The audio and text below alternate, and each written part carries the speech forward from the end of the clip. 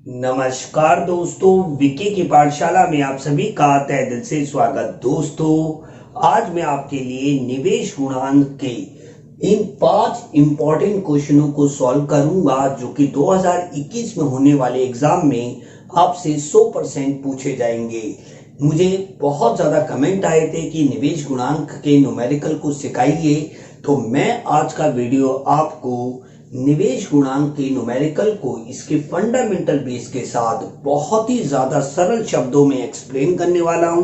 तो मेरी आपसे रिक्वेस्ट है कि आप इस वीडियो को जरूर अंत तक देखें और इस वीडियो को अच्छा लगने पर इसे लाइक करना, शेयर करना और अगर आप चैनल पे पहली बार आए तो हमें सब्सक्राइब करना तो बिल्कुल भी ना भूलें। और दोस्तों, अगर इस वीडियो में 2 दिन के अंदर 100 लाइक आ जाते हैं तो मैं इस सीरीज को जारी रखूंगा और आपके लिए बहुत ही ज्यादा अच्छे वीडियोस बनाऊंगा।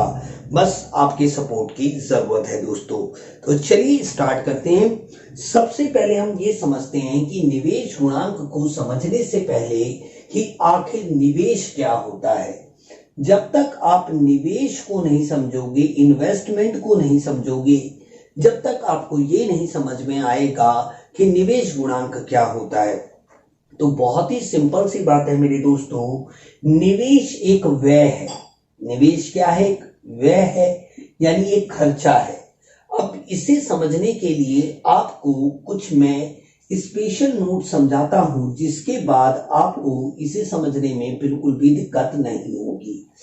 सबसे पहले आप समझिए कि हमारे पास क्या होते हैं? उत्पादन के कारक होते हैं। उत्पादन के कारक। अब ये उत्पादन के कारक कहूं या उत्पादन के साधन कहूं, उत्पादन के साधन या उत्पादन के कारक उन सभी चीजों को कहते हैं जो उत्पादन प्रक्रिया को पूरा करने में एक उत्पादक की मदद करते हैं। जैसे अगर हम कहें कि उत्पादक के 2 प्रकार होते हैं, उत्पादन के कारक, जिन्हें हम इंग्लिश में इनपुट कहते हैं। 2 तरीके के होते हैं, एक होते हैं प्राथमिक कारक और एक होते हैं दोस्तों द्वितीयक कारक। द्वितीयक कारक, प्राथमिक कारक में हमारे 4 प्रमुख आ जाते हैं। सबसे पहले श्रम, जिसे आप लेबर कहते हैं, दूसरा पूंजी, तीसरा भूमि और चौथा उद्यम यानी एंटरप्रेन्योरशिप। ये 4 हमारे प्राथमिक कारक कहलाते हैं, जबकि द्वितीयक कारक में हमारा सारा का सारा कच्चा माल आ जाता है दोस्तों। देखिए, प्राथमिक कारक और द्वितीयक कारक, इन दोनों का इस्तेमाल करके हम क्या प्राप्त करते हैं? हम प्राप्त करते हैं दोस्तों उत्पादन। क्या प्राप्त करते हैं? उत्पादन। यानी एक सिंपल सी बात आप समझिए कि किसी भी वस्तु का आपको निर्माण करना है तो उस वस्तु के निर्माण के लिए आपको कुछ चीजों की जरूरत होती है। उन्हीं चीजों को हम उत्पादन के कारक कहते हैं। उत्पादन के कारकों को आप 2 भागों में बांट सकते हैं, एक है प्राथमिक कारक, एक है द्वितीयक कारक। प्राथमिक कारक में आपका श्रम, पूंजी, भूमि और उद्गम आ जाता है और द्वितीयक कारक में आपका कच्चा माल और बाकी सारी चीजें आ जाती हैं। कच्चा माल आ गया, बिजली आ गया, पानी आ गया, सारी चीजें इसमें इंक्लूड हो जाती है। तो इन दोनों का हम प्रयोग करके हम विभिन्न प्रकार की वस्तुएं तथा सेवाओं का निर्माण करते हैं। जैसे कि ये जो शर्ट है जो मैंने पहन रखी है, इसे बनाने के लिए भी दोस्तों प्राथमिक कारक और द्वितीयक कारकों का प्रयोग किया गया होगा, तब जाके इस शर्ट का निर्माण हुआ होगा। ठीक इस मार्कर का भी निर्माण ऐसे हुआ होगा। किसी भी वस्तु के निर्माण के लिए आपको इनपुट की जरूरत होती है और इनपुट को हम 2 पार्ट में बांटते हैं। इन्हीं इनपुट्स का प्रयोग करके हमें आउटपुट मिलता है, जिसे आप उत्पादन कहते हो। इसी उत्पादन से आपको क्या प्राप्त होती है? जितना किसी देश का उत्पादन होता है उतना ही उस देश की आय होती है दोस्तों। आय यानी इनकम होती है, क्योंकि जितना आउटपुट होगा उतना ही हमारी इनकम होगी। यानी production always equal to income. Simple, जितना इनकम होगा उतना ही क्या होता है दोस्तों? व्यय होता है। क्या होता है? व्यय होता है। देखिए, ये व्यय यानी एक्सपेंडिचर। अब देखिए, मैंने आपको बताया कि निवेश एक व्यय है। अब यहाँ पे व्यय आ गया। इंपॉर्टेंट बात क्या है दूसरी, आप ये समझिए कि ये जो व्यय है ना, ये 2 प्रकार का होता है दोस्तों। एक होता है उपभोग और एक होता है निवेश। अब देखिए, उपभोग और निवेश के मध्य क्या अंतर है? जब आप अपनी आय का वह हिस्सा अपनी विभिन्न आवश्यकताओं की पूर्ति के लिए यानी व्यक्तिगत आवश्यकताओं की पूर्ति के लिए प्रयोग करते हो तो वो उपभोग कहलाता है। जैसे मैंने अपनी आय के एक हिस्से से ये शर्ट खरीदी अपने खुद के पहनने के लिए, तो ये मेरा क्या है? उपभोग है दोस्तों।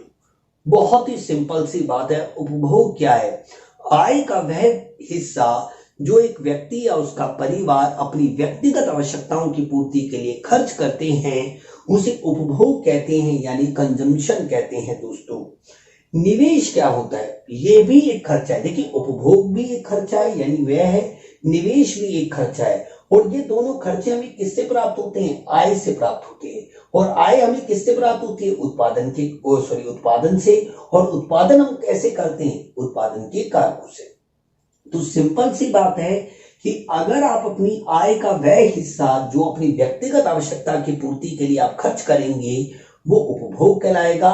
परंतु दोस्तों, अगर आप अपनी आय का वह हिस्सा अपनी व्यक्तिगत आवश्यकता की पूर्ति के लिए नहीं खर्च करते हैं, अपने व्यापार के लिए करते हैं या पूंजी का स्टॉक करते हैं। अब देखिए, निवेश को पूंजी का स्टॉक कहा जाता है। पूंजी का स्टॉक। अब इसे पूंजी का स्टॉक क्यों कहा जाता है अभी मैं आपको समझाऊंगा। बहुत ही सिंपल है, क्योंकि हम जब भी बाजार से कोई उपभोक्ता वस्तु खरीदते हैं तो वो हमारा उपभोग कहलाता है, जो हमारी व्यक्तिगत आवश्यकता की पूर्ति के लिए होता है। जबकि जब भी हम बाजार से कोई पूंजीगत वस्तु का क्रय करते हैं यानी खरीदते हैं तो वह हमारा निवेश कहलाता है। मान लीजिए दोस्तों, बिहार में मेरी एक जूते बनाने की फैक्ट्री है। मान लीजिए बिहार में मेरी एक जूते बनाने की फैक्ट्री है। मान लीजिए विक्की प्राइवेट लिमिटेड या विक्की शूज लिमिटेड एक कंपनी है, ठीक है। और वहां पे मैंने एक करोड़ रुपए की एक मशीन खरीदी। कितने रुपए की खरीदी दोस्तों? 1 करोड़ रुपए की। और वो 1 करोड़ रुपए मैंने कहां से प्राप्त किए? अपनी आय से। अपनी आय, जब पैसा होगा तभी तो खर्च करेंगे। तो वो 1 करोड़ रुपए मैं उसका इस्तेमाल करके उत्पादन प्रक्रिया में लगातार कई वर्षों तक उससे क्या कमाऊंगा? लाभ कमाऊंगा। तभी तो मैंने जो 1 करोड़ रुपए मेरी आय थी उसे मैंने एक तरीके से मशीन खरीद को उसे वहां पे क्या कर दिया? मैंने स्टॉक बना दिया। तभी निवेश को पूंजी का स्टॉक कहा जाता है। तो बहुत ही सिंपल सी बात कि वह क्या है? वह हमें प्राप्त होता है आय से, और वह खर्चा जो हम अपनी व्यक्तिगत आवश्यकता की पूर्ति के लिए करते हैं वो उपभोग कहलाता है। परंतु जब एक व्यक्ति या उसका परिवार अपनी व्यावसायिक आवश्यकताओं की पूर्ति के लिए किसी पूंजीगत वस्तु का क्रय करता है, क्या करता है? पूंजीगत वस्तु का क्रय करता है, तो उसे आप निवेश कहते हैं। और निवेश भी एक खर्चा है और उपभोग भी एक खर्चा है। आई होप आपको इतनी बात क्लियर हो गई है कि निवेश व्यय क्यों है। अब मैं आपको समझाता हूं कि निवेश गुणांक क्या होता है। देखिए, अगर ये न्यूमेरिकल है ना, ये आपको तभी समझ में आएंगे जब आप इसका फंडामेंटल बेस समझेंगे। जब तक आप इसके फंडामेंटल बेस को नहीं समझेंगे दोस्तों, आपको ये न्यूमेरिकल बिल्कुल भी नहीं आएगी। और आप जानते हैं कि विकी की पाठशाला आपको इकोनॉमिक्स रटवाती नहीं है बल्कि समझाती है दोस्तों। और आपके बहुत अच्छे अच्छे कमेंट्स आते हैं जिन्हें पढ़ के मुझे बड़ी खुशी होती है दोस्तों। तो मुझे कमेंट करते रहें। कोई मेरे से रिक्वेस्ट हो तो आप मुझे बोल सकते हैं। वैसे तो मैं भी काफी बिजी चल रहा हूं, फिर भी मैंने बहुत अपना बिजी शेड्यूल से टाइम निकाल के आपके लिए वीडियो बना रहा हूं दोस्तों। तो वीडियो को लाइक जरूर किया करें, ये मेरी आपसे रिक्वेस्ट है। अब दूसरी बात हम समझते हैं कि निवेश गुणांक क्या होते हैं। निवेश गुणांक अभी मैंने पहले आपको समझाया कि भाई निवेश क्या होता है। मैंने अभी आपको बताया कि निवेश एक प्रकार का व्यय है जो हम पूंजीगत वस्तुओं का क्रय करते समय करते हैं। बहुत ही सिंपल। या मैं एक अलग तरीके से बोलूं कि निवेश क्या है, तो निवेश को आप ऐसे भी डिफाइन कर सकते हैं कि भविष्य में लाभ कमाने के उद्देश्य से जब हम किसी पूंजीगत वस्तु का क्रय करते हैं तो वह हमारा निवेश कहलाता है। बहुत ही सिंपल सी बात है। तो निवेश गुणांक क्या है? बहुत ही सरल, बहुत ही सरल। गुणांक का मतलब होता है गुणा, और गुणा का मतलब होता है मल्टीप्लाई इंग्लिश में। मतलब थोड़ा सा निवेश करने से, मान लीजिए ये भारत है, मान लीजिए मैं भारत का नक्शा बनाने की कोशिश करता हूं। ये मैंने भारत बनाया, हमारा सुंदर सा भारत, ठीक है। मैंने ये भारत बनाया, ठीक है, ये आप हमारा भारत है, ठीक है, ये भारत है। अब भारतीय अर्थव्यवस्था, मैंने कहा भारतीय अर्थव्यवस्था। अब भारतीय अर्थव्यवस्था है ये, ठीक है। अब भारतीय अर्थव्यवस्था में जब निवेश किया जाएगा या निवेश को बढ़ाया जाएगा या घटाया जाएगा, निवेश में परिवर्तन किया जाएगा, तो भारतीय जो राष्ट्रीय आय है उसमें कितना अंतर आएगा, राष्ट्रीय आय बोलूं या उत्पादन कहूं। देखिए निवेश में तो किया, मान लीजिए 500 करोड़ रुपए का हमने वृद्धि कर दी, 500 करोड़ रुपए की हमने क्या कर दी, वृद्धि कर दी, बट इससे हमारी राष्ट्रीय आय बढ़ गई 2000 या 2000 हमारी राष्ट्रीय आय बढ़ गई। तो आपने देखा कि निवेश में तो केवल और केवल 500 करोड़ रुपए की वृद्धि की गई है, जबकि 500 करोड़ रुपए की वृद्धि करने से निवेश में आय में यानी राष्ट्रीय आय में 2000 करोड़ रुपए की वृद्धि हो गई। ऐसा कैसे हो गया? क्योंकि आप सिंपल सी बात समझिए कि एक व्यक्ति के द्वारा किया गया निवेश अन्य व्यक्तियों का क्या होता है दोस्तों, मतलब आय बनती है। बहुत ही सिंपल सी बात है। तो देखिए आप देख रहे हैं कि ये निवेश में यानी डेल्टा आई जो है हमारा वो 500 करोड़ रुपए था, जबकि डेल्टा वाई हमारा 200 करोड़ रुपए। तो ये इसका कितना है, 4 गुना। तो ये जो 4 है ना, यही है निवेश गुणांक। अभी इसको मैं आपको फॉर्मूले के माध्यम से समझाता हूं। अभी देखिए आपको बिल्कुल अच्छी तरीके से मैं क्लियर कर देता हूं। जैसे देखिए निवेश गुणांक का फॉर्मूला क्या है, निवेश गुणांक का फॉर्मूला है, निवेश गुणांक को हम डिनोट करते हैं के से, यानी के का फॉर्मूला है डेल्टा वाई। डेल्टा का मतलब होता है आय में परिवर्तन। जब भी इकोनॉमिक्स में डेल्टा वर्ड यूज होता है तो उसका मतलब होता है परिवर्तन। तो देखिए डेल्टा वाई अपॉन क्या होता है, डेल्टा आई होता है। अब अगर मैं इस फॉर्मूले को थोड़ा सा ऐसे कर दूं कि भाई डेल्टा वाई, क्योंकि इसके नीचे 1 है, 1 इनसे इंटू होगा, तो देखिए डेल्टा आई इंटू क्या होगा, के होगा। सिंपल मतलब अभी मैंने बताया कि 2000 रुपए आय में वृद्धि हुई राष्ट्रीय आय में, जबकि निवेश में केवल कितने की थी, 500 करोड़ रुपए की। तो भैया यहां पे ये कितना मिल गया, 4 मिल गया, तभी तो ये लेफ्ट इक्वल टू राइट होगा। तो हम ऐसे कह सकते हैं कि निवेश परिवर्तन करने से आय में जितने गुना वृद्धि होती है या फिर कमी होती है। क्योंकि निवेश में अगर आप कमी करेंगे तो आय में उतने ही मतलब कई गुना क्या होगी, कमी हो जाएगी। जबकि आप निवेश में वृद्धि करेंगे तो आय में उसके कंपैरिजन में कई गुना वृद्धि हो जाएगी। क्योंकि निवेश क्या है, द्विधारी तलवार है। अगर देश की अर्थव्यवस्था में निवेश बढ़ता है तो आय उसके कंपैरिजन में कई गुना बढ़ जाती है, जबकि अगर निवेश में कमी की जाती है तो आय में भी कई गुना कमी हो जाती है दोस्तों। तो देखिए मैंने आपको ये समझाने की कोशिश की है कि निवेश गुणांक क्या है। निवेश गुणांक का अर्थ होता है जब एक देश की अर्थव्यवस्था में निवेश में जितने प्रतिशत में परिवर्तन किया जाता है, यदि आय उसके कितने गुना प्रतिशत उसमें परिवर्तन आता है, उसी को आप निवेश गुणांक कहते हैं। जैसे एग्जांपल 100 रुपए का यानी 100 करोड़ रुपए का आपने निवेश में परिवर्तन किया, कितने गुना किया, 100 करोड़ रुपए, जिससे आय में 1000 करोड़ रुपए की वृद्धि आ गई। डेल्टा वाई आपको क्या मिल गया, 1000। तो नेचुरल सी बात है, यहां पे मैं कितना मल्टीप्लाई करूं, यहां पे मुझे 10 करना पड़ेगा, तभी हमारा क्या आएगा। तो देखिए निवेश में केवल 100 करोड़ रुपए की वृद्धि होने से आय में अगर 1000 करोड़ रुपए की वृद्धि होती है तो ये आय का 10 गुना है। ये जो 10 गुना है ना, यही है दोस्तों निवेश गुणांक। कितना सिंपल है, आप ये सोचिए निवेश गुणांक को समझना। आई होप आपको निवेश गुणांक भी समझ में आ गया है। अब मैं आपको इसके न्यूमेरिकल्स को कर करके इसके इंपॉर्टेंट फॉर्मूले भी बता दूंगा। तो जिससे फिर आपको बिल्कुल भी दिक्कत नहीं होगी। बस वीडियो में आप मेरे साथ अंत तक जरूर बने रहे।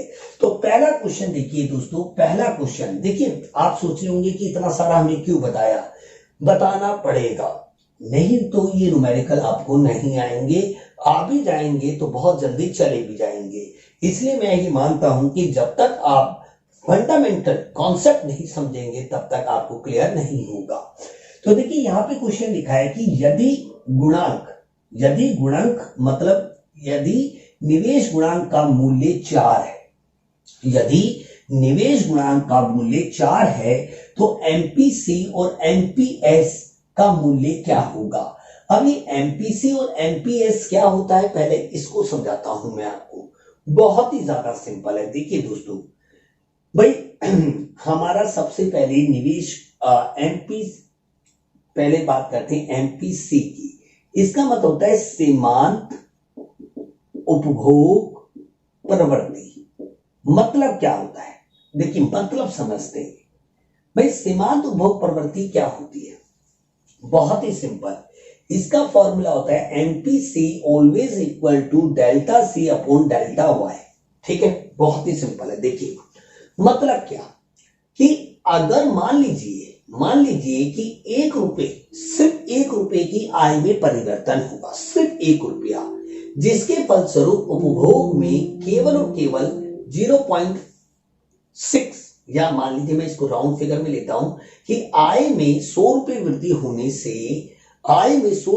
होने से उपभोग में 60 रुपए का परिवर्तन होगा। क्योंकि आप ये जानते हैं कि हमारी जो आय होती है वो हमेशा बराबर होती है उपभोग प्लस बचत की। क्योंकि आप ये जानते हैं कि कोई भी व्यक्ति अपनी जीविका प्राप्त करता है, यानी आय प्राप्त करता है, तो आय के 2 हिस्से होते हैं।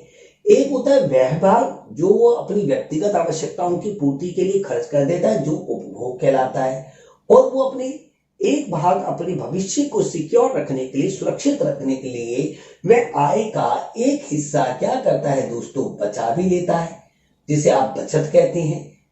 तो y always equal to c plus S होता है। बहुत ही सिंपल सी बात है कि आय हमेशा बराबर होती है उपभोग प्लस बचत के।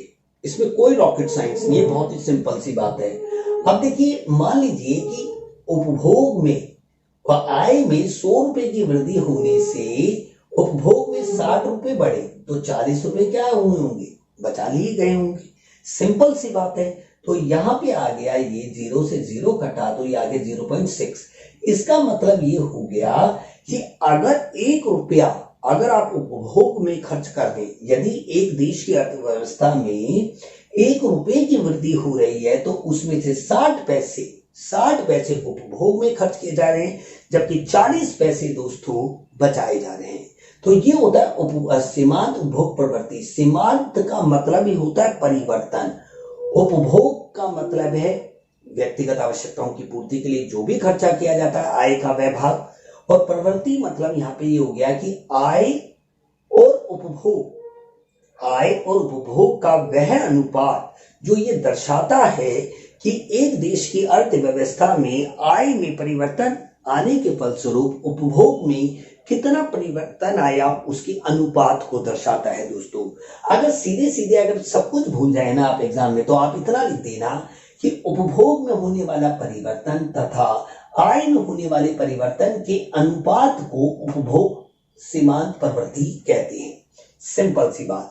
दूसरी बात आप ये समझिए कि सीमांत बचत प्रवृत्ति का मतलब क्या हो गया, delta S upon delta Y.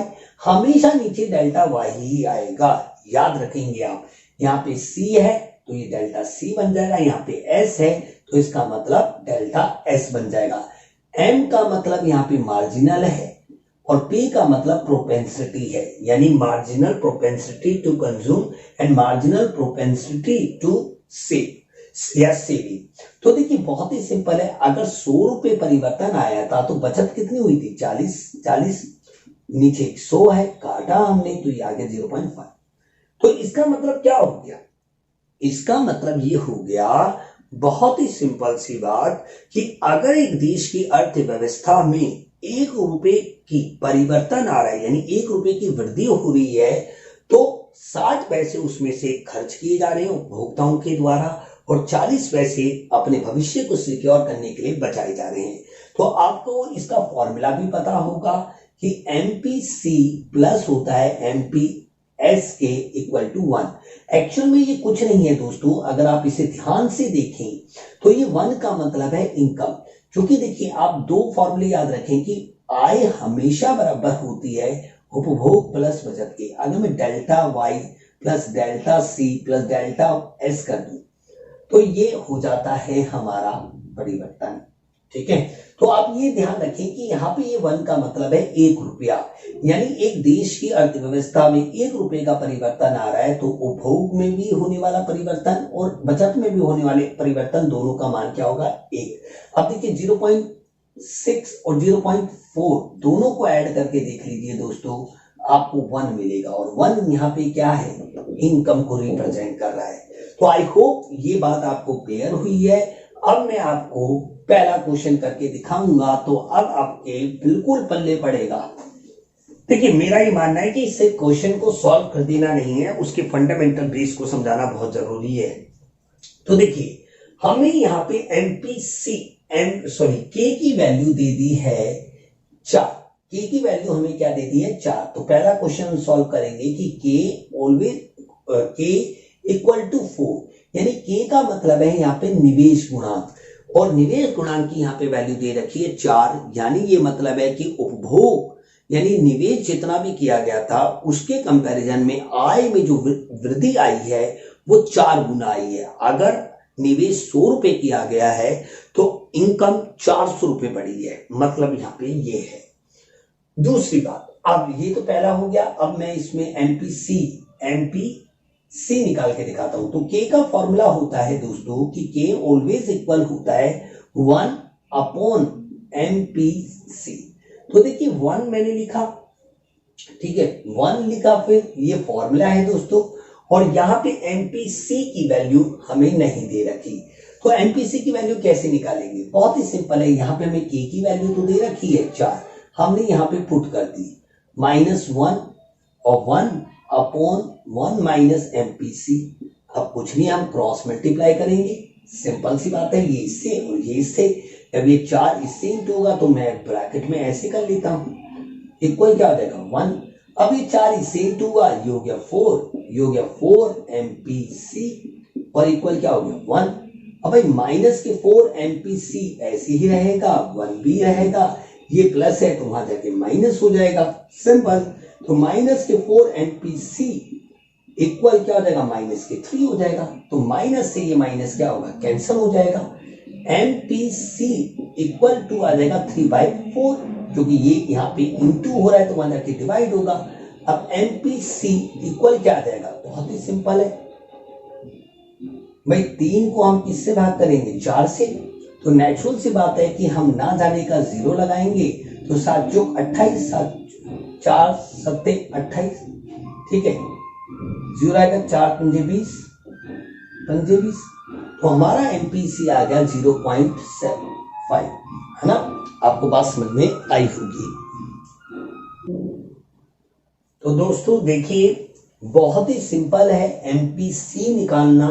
अब मुझे निकालना है क्या, एमपीएस। क्या निकालना है, एमपीएस। और अभी मैंने आपको बताया कि एमपीसी यानी सीमांत उपभोग प्रवृत्ति और सीमांत बचत प्रवृत्ति ये दोनों बराबर होती है 1 के, यानी ये बराबर होती है आय के। एमपीसी की वैल्यू अभी हमने 0.75 निकाली है, जबकि एमपीएस हमने एमपीएसी लिखा है 1। अब देखिए एमपीएस इक्वल है 1, यहाँ पे 1 है तो ये वहां जाके क्या होगा, माइनस हो जाएगा, सिंपल सी बात है। और एमपीएस में से अब देखिए 1.00 में से 0.75 को घटाना है तो भाई सिंपल सी बात है, ये 0.25 आ जाएगा। तो 0.25 हमारा क्या आया, एमपीसीएस आया, यानी सीमांत उपभोग प्रवृत्ति और सीमांत बचत प्रवृत्ति जो आई है वो 0.25 आई है, जबकि सीमांत उपभोग प्रवृत्ति आई है 0.75। यानी 1 रुपया अगर देश की अर्थव्यवस्था में वृद्धि हो रही है या कमी हो रही है, जो भी हो रही है, उसमें से 75 पैसे उपभोग में खर्च किए जा रहे हैं, जबकि 25 पैसे बचाए जा रहे हैं। तो दिखा कितना इजी है दोस्तों। ये आपको क्यों समझ में आ रहा है? क्योंकि मैंने आपको फंडामेंटल बेस के साथ बताया है। आप चाहते तो ये वाला जो एमपीएस है, इसे आप ऐसे भी निकाल सकते थे कि एमपीएस बराबर delta S upon delta Y कर देते। ठीक है, यहाँ पे सॉरी, यहां से ऐसे नहीं निकलेगा, ये निकलता k equal to 1 upon MPS, ऐसे भी निकाल सकते थे। तो k की वैल्यू तो 4 थी, देखिए मैं वैसे भी निकाल देता हूं, ये 1 है और एमपीएस हमें नहीं पता, तो ऐसे रहने देते हैं, क्रॉस मल्टीप्लाई करते तो भैया सिंपल सी बात है, ये आ जाता है एमपीएस इक्वल टू, ये 4 आ जाता है, 1 इंटू 1 आ जाता है, एमपीएस इक्वल 1 अपॉन 4।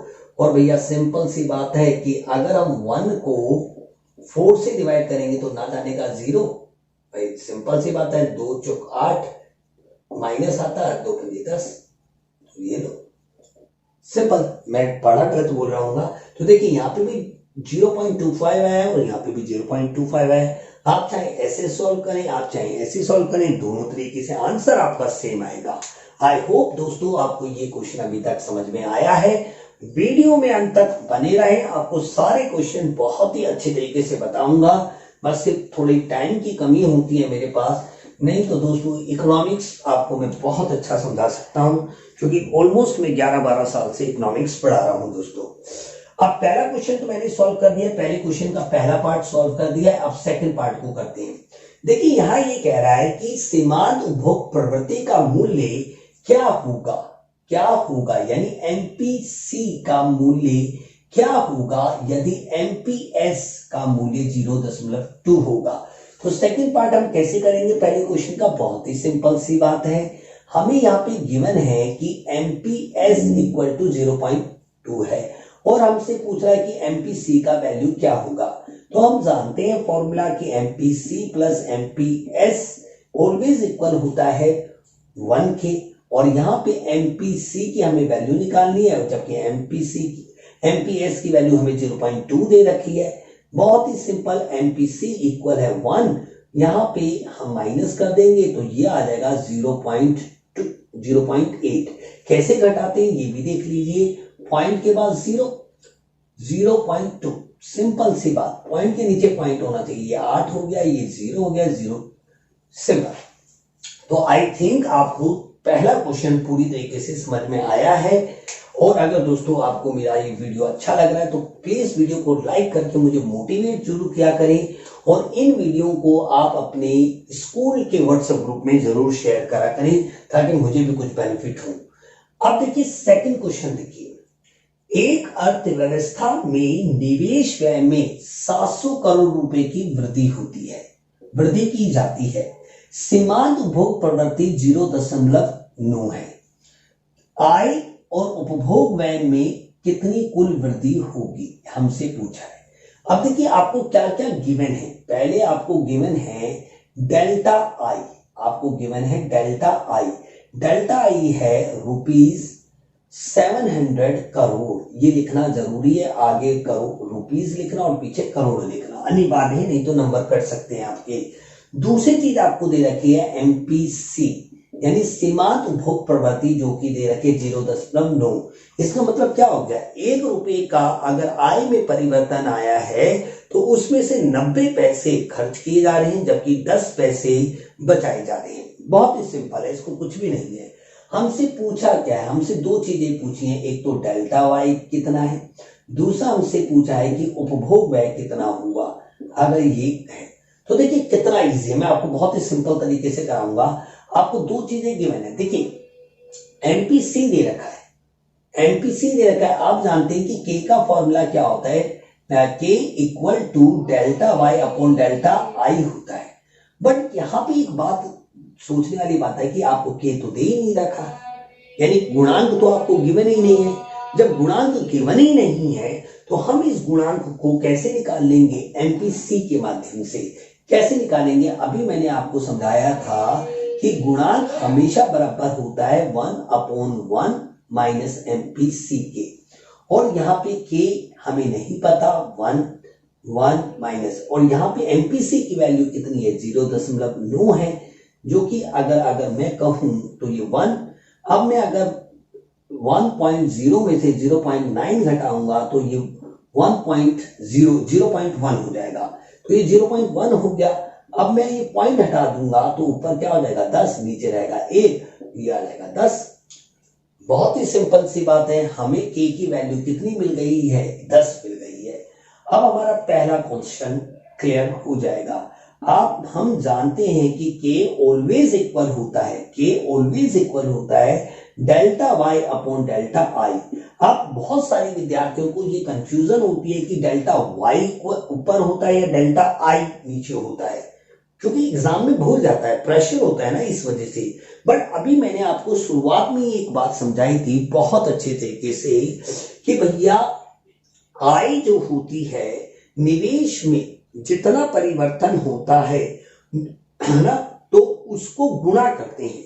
तो देखिए डेल्टा आई से जब तक के इंटू नहीं होगा तभी तो डेल्टा वाई मिलेगा, है ना। निवेश में होने वाले परिवर्तन के फलस्वरूप आय में जितने गुना वृद्धि होती है या कमी होती है उसे हम निवेश गुणांक कहते हैं। तो आपको याद रखना है कि अगर 500 करोड़ रुपए की वृद्धि की थी तो 2000 रुपए का परिवर्तन आया था, 2000 करोड़ का, तो कितने से गुणा करेंगे इससे। तो याद रखना है कि डेल्टा आई से के की वैल्यू क्या होनी चाहिए, मल्टीप्लाई होनी चाहिए। तो याद रखना कि इसके नीचे 1 है तो तभी तो इंटू होगा जब नीचे डेल्टा आई होगा, तो कंफ्यूजन दूर हो गई। इसलिए मैं आपसे कहता हूं कि बहुत सारे टीचर्स फॉर्मूले को रटवाने की कोशिश करते हैं, पर दोस्तों फॉर्मूले रटे नहीं जाते हैं बल्कि समझे जाते हैं। अगर आप एक बारी फॉर्मूले को ढंग से समझ लेते हैं तो यकीन मानिए फिर आप कभी जिंदगी में नहीं भूलेंगे। तो के इक्वल है, अब मुझे याद रखना है कि मुझे के की वैल्यू से डेल्टा आई को क्या करना है, मल्टीप्लाई करना है, तो मुझे इसलिए नीचे रखना पड़ेगा, क्योंकि क्रॉस मल्टीप्लाई करेंगे तभी वो नीचे आएगा और ऊपर आएगा डेल्टा वाई। सिंपल, डेल्टा का मतलब होता है परिवर्तन। के की वैल्यू अभी मैंने कितनी निकाली है, 10 निकाली है, बहुत ही सिंपल। डेल्टा वाई हमें निकालना है, डेल्टा आई की वैल्यू हमें गिवन थी 700 करोड़ रुपए। अब हमने क्या कर दिया, क्रॉस मल्टीप्लाई किया तो डेल्टा वाई इक्वल आ गया 7000 करोड़ रुपए। तो देखिए निवेश में 700 करोड़ रुपए की वृद्धि की गई, जिसके फलस्वरूप जो के की वैल्यू अभी हमने कितनी निकाली, 10। तो यानी निवेश में 700 करोड़ की वृद्धि की गई तो आय में इसके 10 गुना वृद्धि होगी, तभी तो देखिए 7000 करोड़ आ रहा है। बहुत ही सिंपल है, आई थिंक आपको ये चीज क्लियर हुई होगी। अब दूसरा देखिए कि हमसे क्या पूछ रहा है, हमसे पूछ रहा है डेल्टा सी, और डेल्टा सी का फॉर्मूला क्या होता है भाई, एमपीसी इक्वल होता है delta C upon delta Y, यानी आय में होने वाला परिवर्तन, यानी उपभोग में होने वाला परिवर्तन तथा आय में होने वाले परिवर्तन के अनुपात को ही तो हम सीमांत उपभोग प्रवृत्ति कहते हैं। दोस्तों बहुत ही सिंपल है, अभी हमने ये निकाली है, कितनी दे रखी थी हमें 0.9, डेल्टा वाई हमें निकालना है, डेल्टा वाई अभी हमने यहाँ पे 7000 करोड़ रुपए निकाला है। तो देखिए क्रॉस मल्टीप्लाई करेंगे तो नेचुरल सी बात है डेल्टा सी आएगा, और 7 × 63 होता है। देखिए मैं अगर इसको इंटू करके दिखाऊं, 7 × 63 और 3 जीरो लग जाएंगे, ठीक है, पॉइंट के बाद 1 है तो 1 जीरो कट जाएगा, तो कितना आ गया, 6300 करोड़ रुपए का क्या आ गया, परिवर्तन आ गया। यहाँ पे रुपए और करोड़ लिखना अनिवार्य है दोस्तों। तो ये हो गया हमारा सेकंड क्वेश्चन। अगर हमसे ये भी पूछते हैं कि भाई बचत में कितना परिवर्तन आए, तो नेचुरल सी बात है, अगर टोटल परिवर्तन आया आय में 7000 करोड़ रुपए का, जिसमें से 6300 करोड़ रुपए उपभोग में परिवर्तन है, तो 700 करोड़ रुपए हमारे क्या होंगे, बचाए गए हैं। यानी डेल्टा एस की जो वैल्यू होगी वो 700 करोड़ रुपए होगी, तभी तो दोनों को ऐड करके 7000 करोड़ आएगा। देख लो दोस्तों कितना इजी होता है इकोनॉमिक्स को समझना, पर क्या है ना, बहुत सारे टीचर इकोनॉमिक्स को रटवाने की कोशिश करते हैं, और इकोनॉमिक्स ना दोस्तों रटी नहीं जा सकती, ना इसको याद किया जा सकता है, केवल और केवल इसे समझा जा सकता है, तभी आपको इकोनॉमिक्स टफ लगती है, क्योंकि आप इसे याद करने की कोशिश करते हैं, ये याद नहीं होती है। ठीक है, तो मैंने पहला क्वेश्चन करा दिया, सेकंड भी हो गया, फर्स्ट हो गया। अब थर्ड क्वेश्चन को देखिए, एक अर्थव्यवस्था में निवेश में 400 करोड़ रुपए की वृद्धि होती है, 400 करोड़ रुपए की वृद्धि की जाती है। सेम क्वेश्चन है लगभग। एक अर्थव्यवस्था में 400 करोड़ रुपए की वृद्धि की जाती है यदि सीमांत उपभोग प्रवृत्ति 0.8 है। मतलब क्या, 80 पैसे खर्च किए जा रहे हैं तो 20 पैसे बचाए जा रहे हैं, यानी 0.8 का मतलब हो गया 80 पैसे, एक में 80 पैसे। आय तथा बचत में वृद्धि बताइए। बहुत ही सिंपल, हमें क्या क्या गिवन है पहले वो लिख लीजिए। हमें गिवन है कि निवेश में परिवर्तन दे रखा है कितना, देखो वृद्धि हो या कमी हो, है परिवर्तन, और परिवर्तन है तो डेल्टा लगाना है। और निवेश के लिए हम आई वर्ड इस्तेमाल करते हैं, तो डेल्टा आई हमें गिवन है कितना, 400 करोड़ रुपए। कितना है दोस्तों, 400 करोड़ रुपए पहले लिखें, करोड़ 400 लिखो और फिर करोड़ भी लिखना ना भूलिए, करोड़। ठीक है, फिर हम एक एमपीसी की वैल्यू दे रखे, सीमांत उपभोग प्रवृत्ति की वैल्यू दे रखी है जो कि क्या है 0.8। ठीक है, हमसे पूछा क्या क्या है, हमसे डेल्टा वाई पूछा है और डेल्टा एस पूछा है। क्या पूछा है, डेल्टा एस। आप चाहें तो डेल्टा सी भी निकाल सकते हैं, कुछ भी नहीं है। अब करना कैसे है, बहुत ही सिंपल, मैंने भी आपको समझाया। सबसे पहले आपको के की वैल्यू निकालनी पड़ेगी, क्योंकि डेल्टा वाई, देखिए डेल्टा वाई आपके पास गिवन है, डेल्टा आई भी गिवन है, और सॉरी डेल्टा वाई आपको निकालना है, डेल्टा आई तो है बट के की वैल्यू होगी तभी तो आप डेल्टा आई को के से मल्टीप्लाई करके डेल्टा वाई निकाल पाओगे। बट के स्थान पे आपको दे रखा है एमपीसी। पहले इस फॉर्मूले का इस्तेमाल करके के निकाले, जब आपके पास के आ जाए तब आप उस फॉर्मूले को पुट कर दें। तो देखिए बहुत ही सिंपल है, कुछ भी नहीं है। हम जानते हैं कि के इक्वल होता है 1/1 माइनस एमपीसी के, और यहां पे 1 लिखा, मैंने 1 लिखा, और यहां पे वैल्यू दे रखे 0.8। अगर मैं 1 रुपए में से 8 पैसे घटाऊंगा या 80 पैसे घटाऊंगा तो मेरे पास 0.2 आ जाएगा। पॉइंट हटाया, ऊपर गया 10, तो ये आ गया आपका 5। तो के की वैल्यू आ गई है दोस्तों आपके पास 5। बहुत ही सिंपल है। ये कैसे घटाया देख लीजिए, क्योंकि इसी में बच्चे गलती कर देते हैं। तो मैंने देखा 0.2, ये 0.2 हो गया। पॉइंट हटाया तो ऊपर 1 0 हो जाएगा, क्योंकि डेसिमल के बाद केवल एक डिजिट है, और इसको काटा तो 5 आ गई हमारी के की वैल्यू। हमें के की वैल्यू 5 मिल गई है, यानी अर्थव्यवस्था में जितना भी निवेश किया गया, वृद्धि की गई, तो आय में उसके 5 गुना वृद्धि हुई है। तो देखिए अब हम निकाल पाएंगे, बहुत ही सिंपल। फर्स्ट पार्ट हमारा हो जाएगा कि भाई हम जानते हैं कि के इक्वल होता है delta Y upon delta I K की वैल्यू अभी मैंने 5 निकाली है, डेल्टा वाई हमें निकालना है, और डेल्टा आई हमें गिवन है जो कि क्या है 400 करोड़ रुपए। भाई क्रॉस मल्टीप्लाई किया, सिंपल सी बात है, 4 पंजे 20, ये आ गया बच्चों 200, 2000 रुपए, 2000 करोड़ रुपए की हमारी क्या आ गई, वृद्धि आ गई। कितना सिंपल है। हमारा डेल्टा वाई निकल गया, अब हमें डेल्टा एस निकालना है। पर देखिए डेल्टा एस निकालने के लिए हमें एमपीएस होना चाहिए, और हमें दे रखा है एमपीसी। तो हम जानते हैं पहले कि एमपीसी प्लस होता है एमपीएस इक्वल किसके होता है, हमेशा 1 के बराबर होता है, क्योंकि उपभोग में होने वाला परिवर्तन और बचत में होने वाला परिवर्तन हमेशा बराबर होगा आय में होने वाले परिवर्तन के।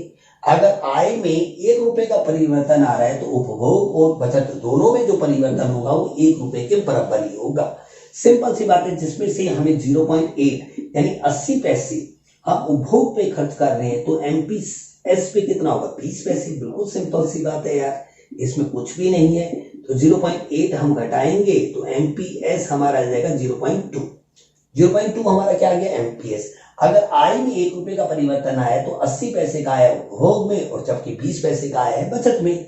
अब भैया सिंपल सी बात है, बचत का फॉर्मूला लगा देते हैं। एमपीएस इक्वल होता है delta S upon delta Y, यानी बचत में परिवर्तन डेल्टा एस, उपभोग में परिवर्तन डेल्टा सी, बचत सॉरी आय में परिवर्तन डेल्टा वाई, निवेश में परिवर्तन डेल्टा आई। तो जितना भी परिवर्तन है सबके आगे डेल्टा लगा हुआ होता है, बस सिंपल सी बात है।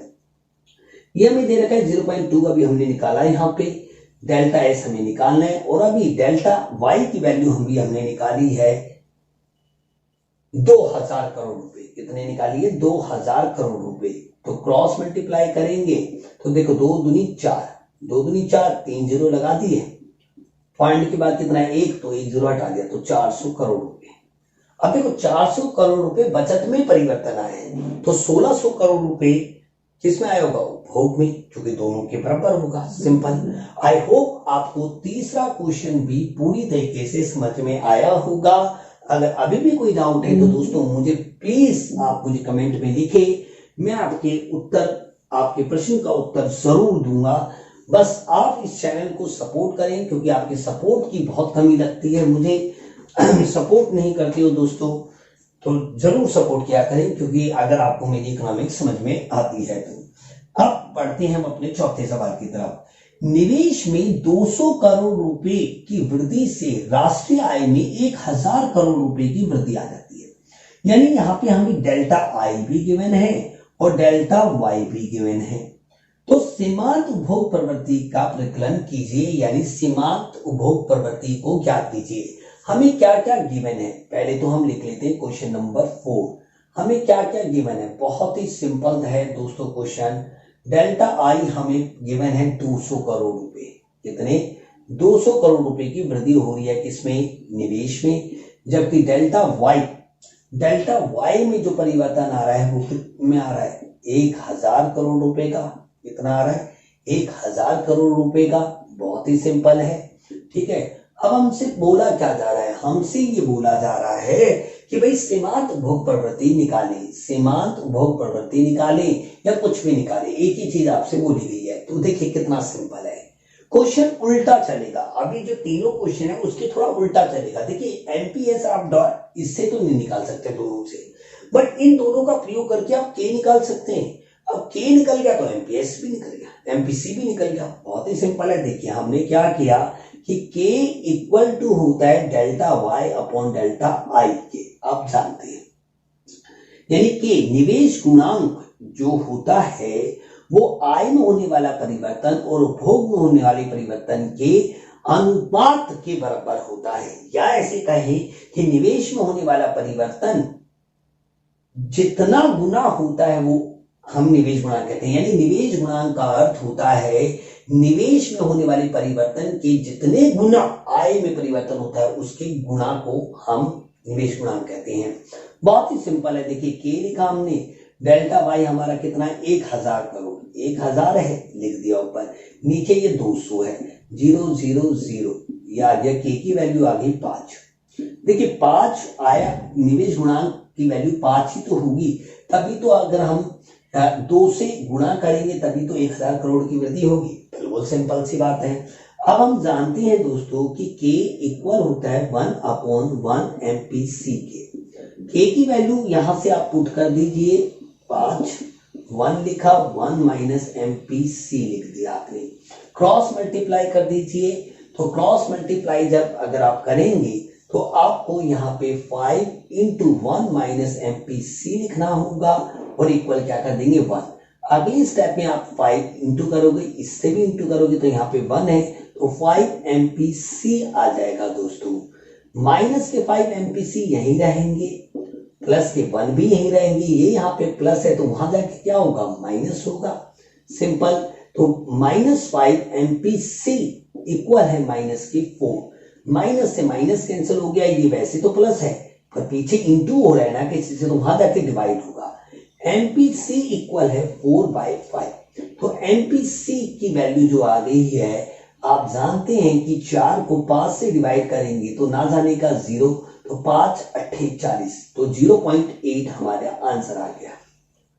तो देखा दोस्तों कितना इजी है, आप समझ रहे हैं ना। हर क्वेश्चन बहुत इजी है यदि आप उसके फंडामेंटल बेस के साथ उसे सॉल्व करने की कोशिश करें। अगर आप रट्टा मारेंगे और सोचेंगे कि ये क्वेश्चन याद कर लूं तो इट इज नॉट पॉसिबल। ये तो पॉसिबल है ही नहीं इकोनॉमिक्स में, ठीक है। तो हमारा चौथा क्वेश्चन भी हो गया। आप पढ़ते हैं अपने 5वें क्वेश्चन की तरफ। इंपॉर्टेंट क्वेश्चन है 5वां। किसी अर्थव्यवस्था में आय में 10,000 से वृद्धि होने के कारण निवेश में 1000 बढ़ जाता है, ठीक है। यानी निवेश यानी डेल्टा वाई की जो हमें वैल्यू दे दी है वो 10,000 दे दी है और डेल्टा आई की जो वैल्यू दे दी है 1,000 दे दी है। हमें निवेश गुणांक निकालना है यानी के की वैल्यू निकालनी है, सीमांत उपभोग प्रवृत्ति निकालनी है यानी एमपीसी की वैल्यू निकालनी है और फिर एमपीएस की वैल्यू निकालनी है। तो बहुत ही सिंपल है, इसमें कुछ है ही नहीं।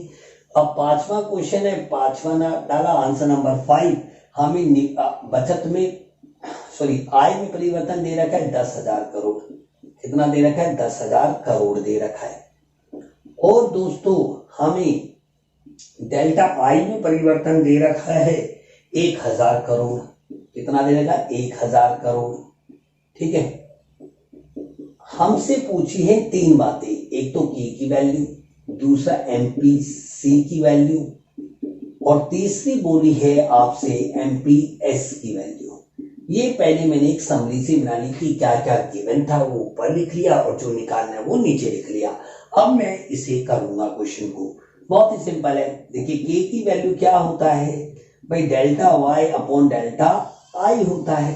तो भैया डेल्टा वाई की वैल्यू हमें दे रखी है 10,000 और डेल्टा आई की वैल्यू दे रखी है 1,000। 3 जीरो से 3 जीरो गए तो के की वैल्यू तो आ गई 10। बहुत ही सिंपल। दूसरी बात, हम जानते हैं एमपीसी के इक्वल होता है 1 अपॉन 1 एमपीसी के। अब ये सिंपल सी बात है कि 1 लिखा है ना, यहां तक लिख दिया मैंने। ठीक है, यहां पे के की वैल्यू पुट कर दीजिए, कितना है 10 इक्वल लिखा 1 अपॉन एमपीसी हो गया। भाई क्रॉस मल्टीप्लाई करेंगे तो ये 10 इंटू होगा 1 माइनस एमपीसी के इक्वल क्या होगा 1 के। भाई ये इंटू हुआ, ये हो गया 10, ये हो गया 10 एमपीसी। क्योंकि दोस्तों देखिए आपने इससे भी इंटू करना है और इसके यहाँ पे 1 है, इससे भी इंटू करना है। बच्चे सिर्फ इससे करते हैं, इससे करते नहीं, तभी उनका क्वेश्चन गलत हो जाता है।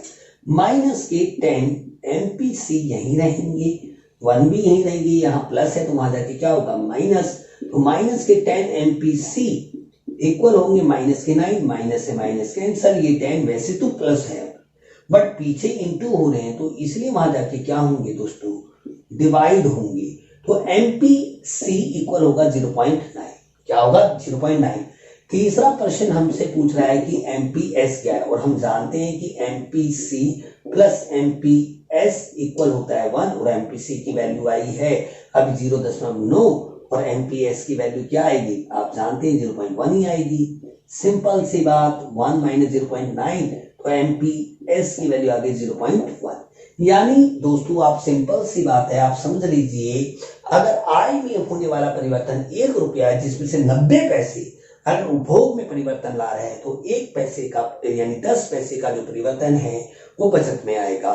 तो दोस्तों ये वीडियो कैसा लगा? अगर आप चाहते हैं इसी तरीके से मैं आपके लिए वीडियोस बनाता रहूं तो प्लीज इस चैनल को सब्सक्राइब करके, लाइक करके और इस वीडियो को शेयर करके आप मुझे अपना मैसेज दे सकते हैं ताकि मैं आपके लिए रोजाना वीडियो बनाने की कोशिश करूं। मिलते हैं दोस्तों अगली वीडियो में। जय हिंद, जय भारत।